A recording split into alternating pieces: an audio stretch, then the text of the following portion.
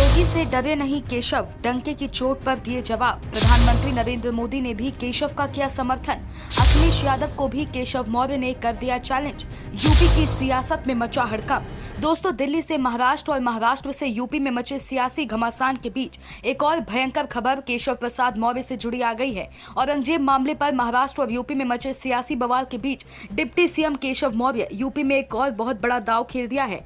भाजपा में नए जिलाध्यक्षों की घोषणा होने के बाद deputy CM Keshav Maurya Sapa supremo Akhilesh Yadav को बहुत बड़ा चैलेंज दे दिया। केशव मौर्य के चैलेंज के बाद समाजवादियों में भयंकर खलबली मच गई है। जी हां दोस्तों, बिल्कुल सही सुन रहे हैं आप। उत्तर प्रदेश के उप मुख्यमंत्री केशव प्रसाद मौर्य 2027 विधानसभा चुनाव को लेकर अभी से ही बहुत बड़ा दावा कर दिया है। केशव मौर्य एक साक्षात्कार कार्यक्रम के दौरान डंके की चोट पर घोषणा करते हुए कहा, मैं ये घोषणा कर सकता हूं कि साल 2027 के चुनाव में सपा अर्धशतक नहीं लगा पाएगी और भारतीय जनता पार्टी 300 पार सीटों के साथ सरकार बनाएगी। केशव मौर्य के इसी तालठोक दावों पर समाजवादियों में भयंकर खलबली मच गई है। केशव मौर्य अपने रुतबे और जुनूनों के साथ यही नहीं रुके, समाजवादियों को लताड़ते हुए आगे और कहा, लोग विकास, सुरक्षा और सुशासन चाहते हैं, लोग गुंडागर्दी नहीं चाहते हैं। जिस भी दिन चुनाव होंगे, पार्टी 300 से ज्यादा सीटों के साथ सरकार बनाएगी।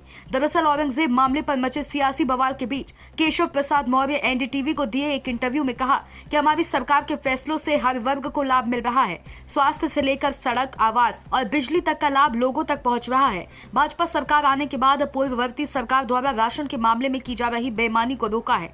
योगी से डर नहीं, केशव डंके की चोट पर दिया जवाब। प्रधानमंत्री नरेंद्र मोदी ने भी केशव का किया समर्थन।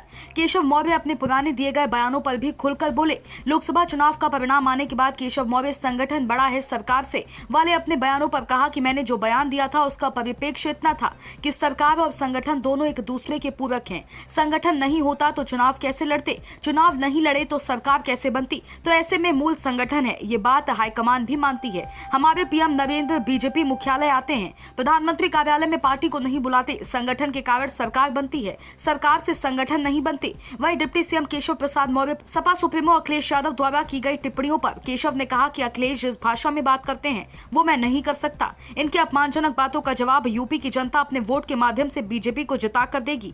अखिलेश के दावों से केशव को लगी मिर्ची।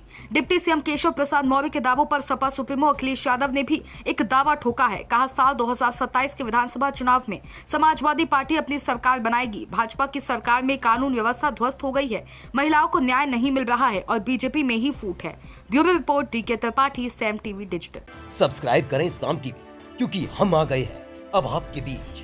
दिखाएंगे सत्ता के वादों और अपराधियों के एक एक कारनामे की हकीकत।